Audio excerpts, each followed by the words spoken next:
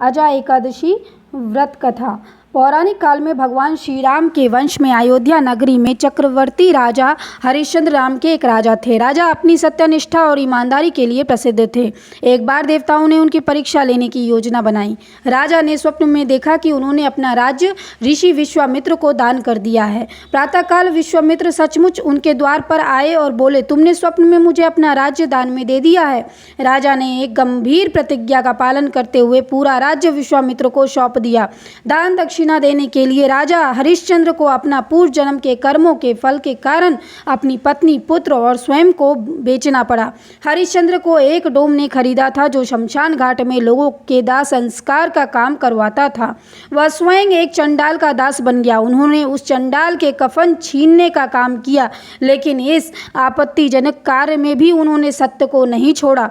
जब इसी तरह कई वर्ष बीत गए तो उसे अपने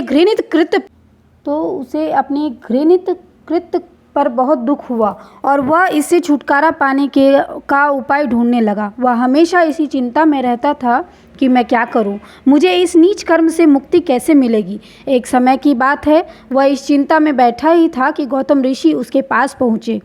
हरिश्चंद्र ने उन्हें प्रणाम किया और अपनी दुख भरी कहानी सुनाने लगे। राजा हरिश्चंद्र की दुख भरी कहानी सुनकर महर्षि गौतम भी बहुत दुखी हुए और राजा से बोले, हे राजन, भादो मास के कृष्ण पक्ष की एकादशी का नाम अजा है। तुम विधि पूर्वक उस एकादशी व्रत का पालन करो और रात्रि को जागरण करो, इससे तुम्हारे सारे पाप नष्ट हो जाएंगे। इतना कहकर महर्षि गौतम अंतर्ध्यान हो गए। जब अजा नाम की एकादशी आई तो राजा हरिश्चंद्र ने महर्षि की सलाह के अनुसार विधि पूर्वक व्रत और रात्रि जागरण किया। इस व्रत के प्रभाव से राजा के सभी पाप नष्ट हो गए। उस समय स्वर्ग में नगाड़े बजने लगे और पुष्पों की वर्षा होने लगी।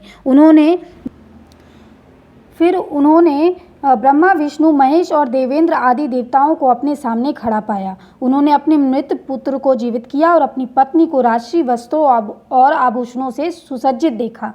व्रत के प्रभाव से राजा को अपना राज्य पुनः प्राप्त हो गया। दरअसल यह सब एक ऋषि ने राजा की परीक्षा लेने के लिए किया था, लेकिन अजा एकादशी के व्रत के प्रभाव से ऋषि द्वारा रची गई सारी माया समाप्त हो गई और अंत में हरिश्चंद्र अपने परिवार सहित स्वर्ग को चले गए। जो मनुष्य निमित्त रूप से इस व्रत को करते हैं और रात्रि में जागरण करते हैं, उनके सभी पाप नष्ट हो जाते हैं और अंत में उन्हें स्वर्ग की प्राप्ति होती है। इस एकादशी व्रत की कथा सुनने मात्र से अश्वमेध यज्ञ का फल प्राप्त होता है। जय श्री कृष्ण।